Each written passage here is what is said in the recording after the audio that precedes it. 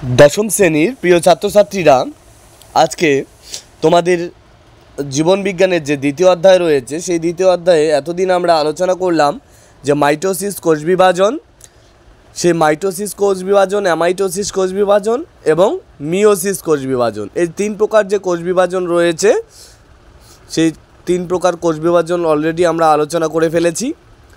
तो এই যে আজকে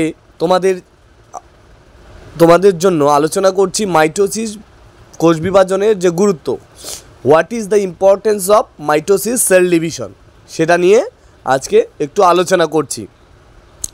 তো প্রথমেই মাইটোসিস কোষ বিভাজনের গুরুত্ব বলতে গেলে আমরা বলবো যে জীবের সংখ্যা বৃদ্ধি ঘটায়, অর্থাৎ এই যে মাইটোসিস সেল ডিভিশন রয়েছে সেটাতে জীবের সংখ্যার বৃদ্ধি ঘটে। এক নাম্বার পয়েন্ট হিসেবে আমরা বললাম যে জীবের সংখ্যার বৃদ্ধি ঘটে, তাহলে মাইটোসিস কোষ বিভাজন পদ্ধতিতে জীবের সংখ্যার বৃদ্ধি ঘটে। দ্বিতীয় পয়েন্ট কি? দ্বিতীয় পয়েন্ট হচ্ছে এই যে কোষের যে প্রতিস্থাপন এবং ক্ষয়পূরণ, অর্থাৎ কোনো একটা স্থান যদি কেটে যায় তাহলে এই মাইটোসিস কোষ বিভাজন কি করে, সেই জায়গার কোষগুলোকে মেরামতি করে, অর্থাৎ সেখানের যে ক্ষয়টা হয় সেই ক্ষয়টার থেকে সেটা পূরণ করে দেয়, সেই জায়গাটা পূরণ করে দেয়, অর্থাৎ কোষের ক্ষয়পূরণ ঘটায়। তৃতীয় নম্বর পয়েন্ট কি বলছে যে পুনরুৎপাদনে সাহায্য করে, তাহলে মাইটোসিস যে কোষ বিভাজন রয়েছে সেটা পুনরুৎপাদনে বিশেষ একটা ভূমিকা পালন করে, অর্থাৎ পুনরুৎপাদন কথা অর্থ হচ্ছে পুনরায় উৎপাদন।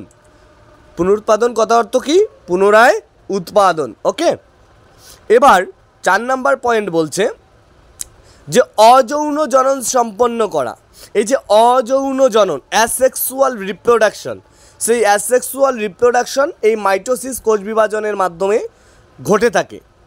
ওকে, পঞ্চম পয়েন্ট বলছে যে কোষের আকার নিয়ন্ত্রণ, অর্থাৎ কোষ মানে কতটা কী রকমের আকার হবে বা কিভাবে থাকবে বা কোষের আকারটা কি হবে সেটা নিয়ন্ত্রণ করছে মাইটোসিস সেল ডিভিশন বা মাইটোসিস কোষ বিভাজন।